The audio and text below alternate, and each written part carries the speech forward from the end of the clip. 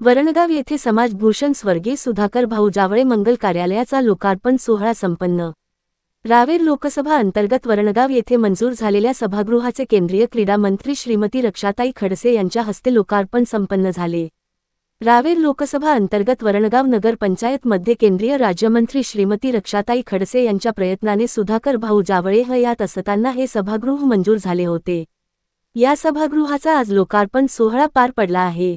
सदर सभागृहाचे वरणगावचे माजी नगरसेवक तथा सामाजिक कार्यकर्ते समाजभूषण स्वर्गीय सुधाकर भाऊ बळीराम जावळे असे नामकरण करण्यात आले। या मंगल कार्यालयाचे उद्घाटन केंद्रीय राज्यमंत्री श्रीमती रक्षाताई खडसे हस्ते झाले। याप्रसंगी प्रमुख पाहुणे माजी मंत्री तथा विधान परिषद आमदार एकनाथराव खडसे होते, तर कार्यक्रमाचे अध्यक्ष म्हणून महाराष्ट्राचे वस्त्रोद्योग मंत्री संजयजी सावकारे हे उपस्थित होते। कार्यक्रमात स्वर्गीय सुधाकर जावळे यांचे पुत्र शुभम जावळे, सहकार मित्र चंद्रकांत हरी बढेसर, तालुका अध्यक्ष प्रशांत पाटील, समाजसेवक अतुल झांबरे, ज्ञानदेव झोपे, गणेश धनगर, सुनील नेवे, माजी नगराध्यक्ष अरुणा इंगळे व हजारोच्या संख्येने नागरिक उपस्थित होते। मनोहर लोणे, दिव्या महाराष्ट्र न्यूज, वरणगाव। ज्यावेळेस अरुणाताई मला भेटतात किंवा अन्य कार्यकर्ते भेटतात, सुधाकरचं नाव घेतलं की अजूनही अरुणाताईंना रडू येतं।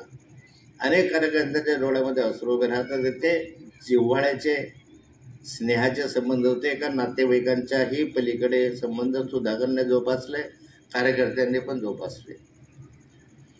असे कार्यकर्ते फार क्वचित होत असतात। अशातला एक कार्यकर्ता आम्हाला सोडून गेला आणि आज या ठिकाणी हा मोठा हॉल त्याच्या नावानं उभा राहिला आहे।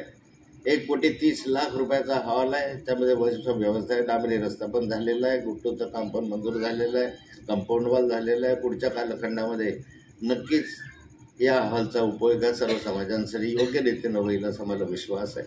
ते तुम्हाला दिसत नाही पण आहे ते मंजूर। आणि संजू भाऊंच्या माध्यमातून, माझ्या माध्यमातून, नाथभाऊ सुद्धा इथे बसलेला आहे, काही त्यांच्या निधीतनं आपण प्रयत्न करू की अजून ज्या काही सुविधा इथे अपूर्ण असतील त्याही आपण लवकरात लवकर पूर्ण करू। याच्यात कुठेही कमी आपण पडणार नाही। सगळ्यांचं सहकार्य आपल्या वरणगाव शहरासाठी आहेच। आज जरी नाथभाऊचं दुसरा जरी पक्ष असला पण शहरावर नेहमी त्यांचं प्रेम राहिलेलंच आहे। आपल्यातले सगळे लोक त्यांच्या जवळचेच आहे। संजू भाऊ असतील, त्यांनी सुद्धा नेहमी प्राधान्य दिलंच आहे की आपल्या शहराचं कसं चांगल्या पद्धतीने विकास होईल। मी असेल, मी पण माझ्या परीने जे काही शक्य होईल ते करायचा प्रयत्न केलेलाच आहे। कारण की शेवटी आपल्याला आपल्या शहराचा विकास करायचा, आपल्या भागाचा विकास करायचा आहे। परदेशात गेले आणि तिथे अशी दुर्दैवी घटना घडली आणि त्यांना मृत्यू ओढवला।